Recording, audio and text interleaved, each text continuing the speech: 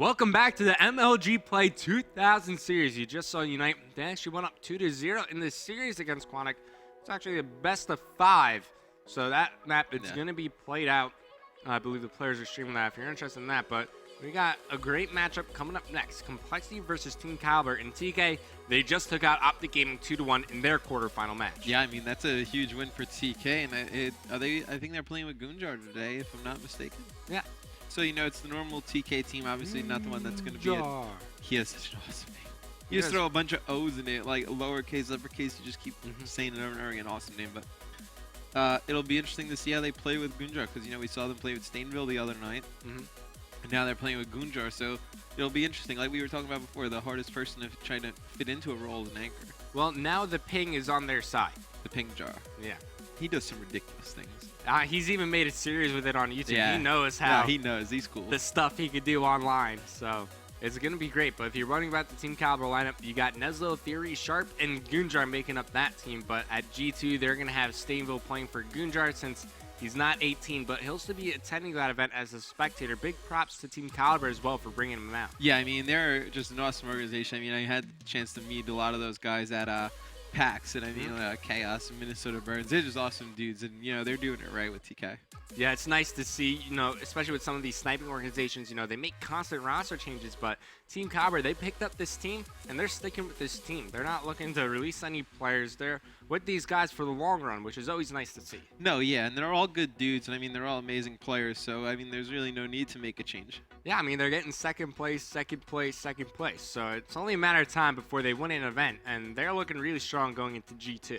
Oh, yeah, they're looking really strong going into G2. I mean, their whole backbone is their search and destroy game, but, you know, we've been seeing lately they've been getting better and better at their respawn game modes, and I mean, that's really what the only thing they need to focus on to win is they need to win respawn game modes. And that was our key to victory for them against Team Envious in the most recent pro scrim, and wow, they showed up in the respawn game types. They beat Envy. Well, I won't spoil the map comp for you. If you want to check it out, youtube.com/official MLG COD. Go check it out there. But it looks like Raid Hardpoint is going to be the first game in the best of 5 series between Team Kaliber and compLexity. Now, I know you're probably cheering for compLexity, but yeah, it's actually really weird seeing Optic out of the tournament so early on. I mean, usually we see them in the finals against compLexity. Yeah, I mean, usually, I mean, the last few weeks we've been seeing Optic really tear it up.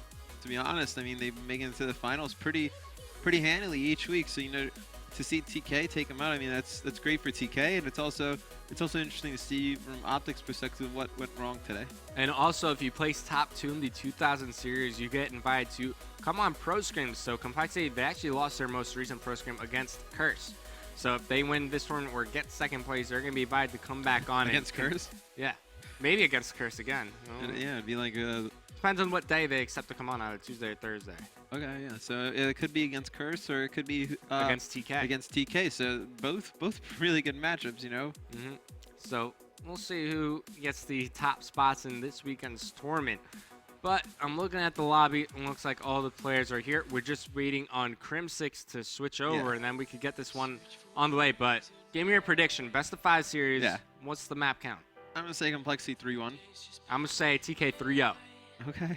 You pick against the, you're on 3-0s across the board. 2-0s, 3-0s. I like 3-0s. Yeah. Yeah, 3-0s are good. Dominant performances by either team. So we'll see if compLexity could pick up a map here. Who are your players to watch this series? Players to watch, obviously, still going to be Neslo from Team Kaliber. If he steps up in the slang department for them, then they'll have an easier time winning that match. But online, I'm going to be actually looking for TP for compLexity. Obviously, all the way at the West Coast, you know, it's tough for him to be super consistent online. But if he's able to drop numbers like we're used to seeing him, then it's going to be a bit easier for compLexity. Oh, yeah, absolutely. I mean, it's really hard, I mean, when you're TP to play from the West Coast, because most of the players you're playing against are really East Coast based, you know. And plus, you're playing against Pingjar. Yeah, and I mean, it's the internet, and then you get frustrated, and it's difficult to play. But I mean, when he's playing well, I mean, he plays amazing at LAN events. I mean, when he plays really well online, it's almost impossible to beat compLexity.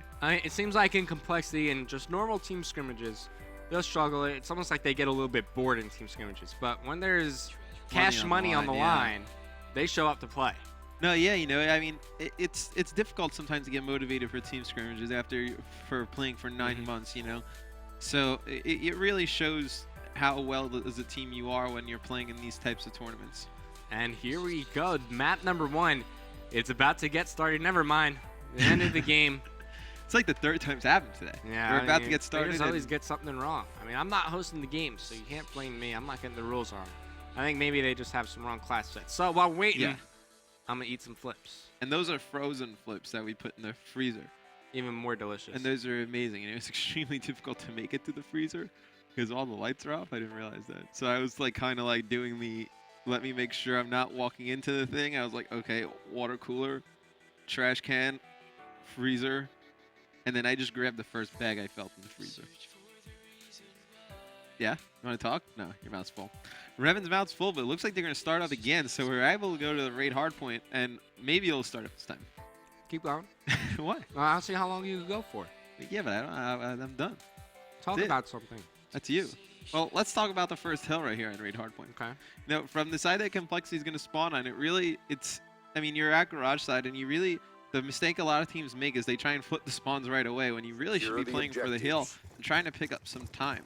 In terms of spawns, I feel like you should play more that you want to force them to spawn out poolside. That'll guarantee you like 15 seconds of time. Plus, you make the other team make a decision, right? So, okay, do you want to push laundry or maybe through pillars or maybe through art?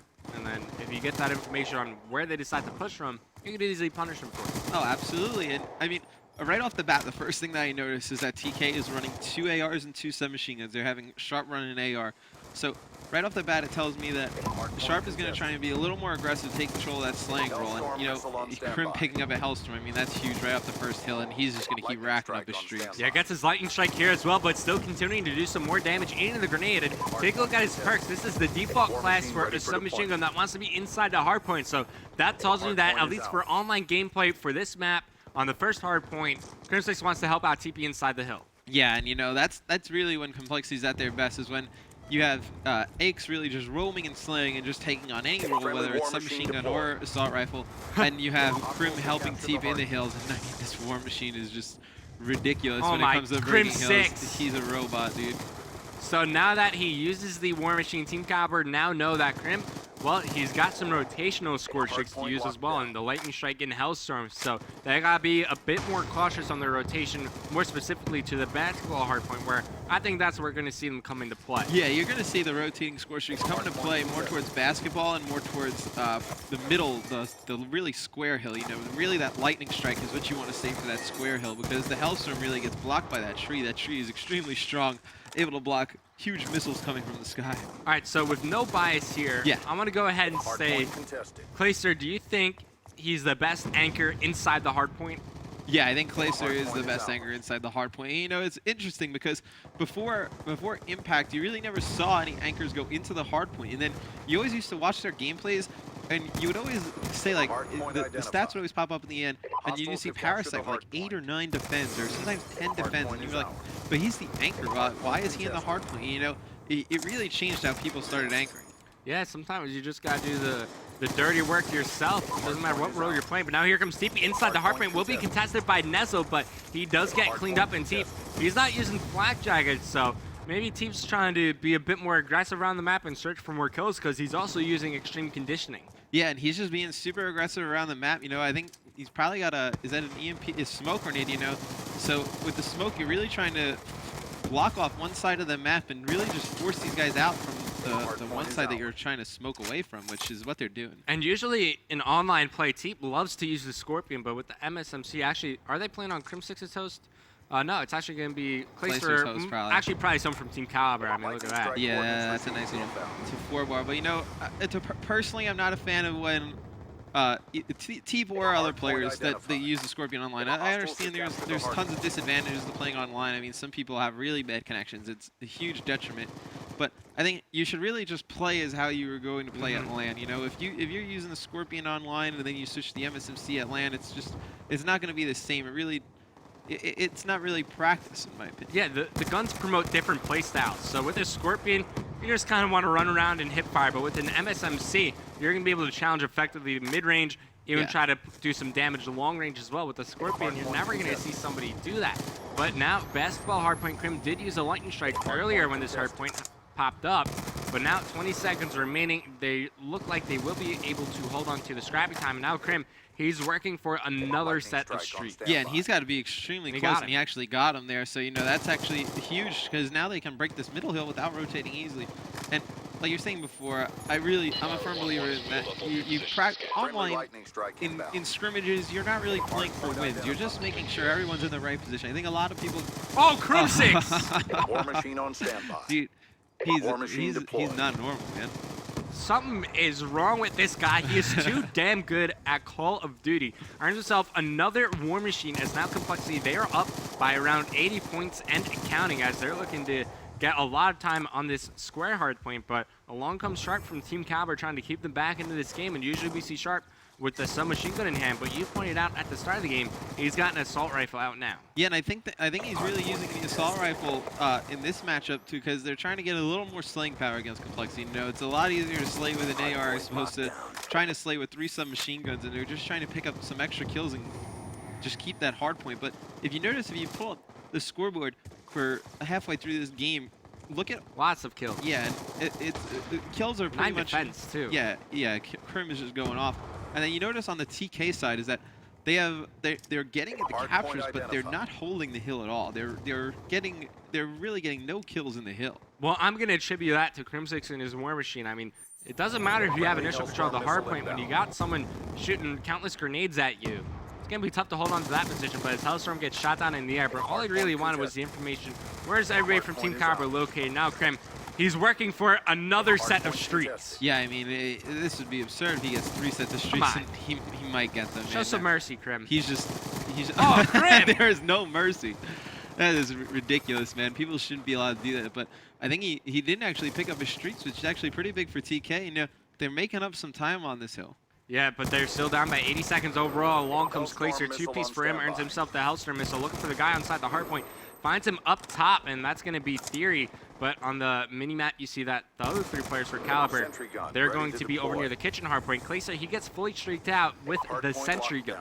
Yeah, you know, the sentry's going to come up big in the basketball hardpoint and also in the garage. It'll be interesting to see if compLexity can't break this hardpoint right away, if they kind of give up and go towards basketball. But it looks like they're breaking this with the War Machine fairly easily. Yeah, so he's able to get the intro kill into the hardpoint, finds one in the back as well, but here comes somebody through the money side. That's going to be Sharp, able to find one, but can't pick up the second. It's actually going to be TP now. Close to some score streaks, but he plays catch with Theory, and he was on the receiving end of that, so yeah, he got taken out. Yeah, and that's unfortunate. You know, those sticky grenades, when you get stuck, I mean, you try and make yourself almost like a suicide guy running right at him. But for Team Kaliber, in your opinion, Raven, I got to ask you a question. Do you like the idea of Sharp being a second AR or Nezla running a second AR? Because we saw Nezla run an AR the other night, and he was extremely effective with it. Yeah, he usually uses it on slums, but when Nezla uses an assault rifle, it's going to be the AN-94, not usually the M8. I like that you pull out a secondary AR on specific kills. For example, on the square hardpoint, yes, pull out that secondary AR. You're going to need the extra power for the positioning there. But I just want to talk about Sharp. He's close to some score streaks, but especially maybe on the garage hardpoint, you can pull out a secondary AR. But for the most part, you want 3 submachine guns. Yeah, absolutely. You know, Sharp gets those streaks, which is actually huge for TK. You know, if they can pick up a lot of this time, they can make this a close game. And, you know, basketball and circle and square is where those streaks come into play. And compLexity, they were able to break the anchor, but here comes Sharp with the War Machine. Lightning Strike getting called in for Kaliber. And this isn't a hard point where you see those rotational score streaks come into play. Yeah, no, it's not usually when you see those streaks come into play, you know. I mean, they got 2 kills with it, but not really picking up some time. I mean, you're contesting for a little bit, but it's important they don't give... They gave streaks to Theory, too, so, I mean, that's 2 sets of streaks right there for TK, which is huge. And these are going to be crucial. If Team Kaliber use these in the correct way, they will be able to come back into the game. But 10 seconds left on the garage hardpoint. They're a little late on this rotation to basketball. Yeah, they're a little late on the rotation. You know, picking up these last 10 seconds, it's going to be important that they get some kills with these score streaks to really try and break this. Because, I mean, if they can't get them right off the start, it's going to basically be a tie game. I mean, basically no score added to their score. Lightning Strike gets called in, but it did not kill the sentry gun in the back. In fact, I don't think Team Kaliber know about it. Well, they do now. It's going to be Sharp calling that one in. Doesn't go after the sentry gun. And now, as they cross over towards the back, It's going to be Theory. Makes his way behind the sentry gun. Nice moves. So some quick feet for Theory as he's able to destroy that. Now Team Kaliber, they got position inside the hard point.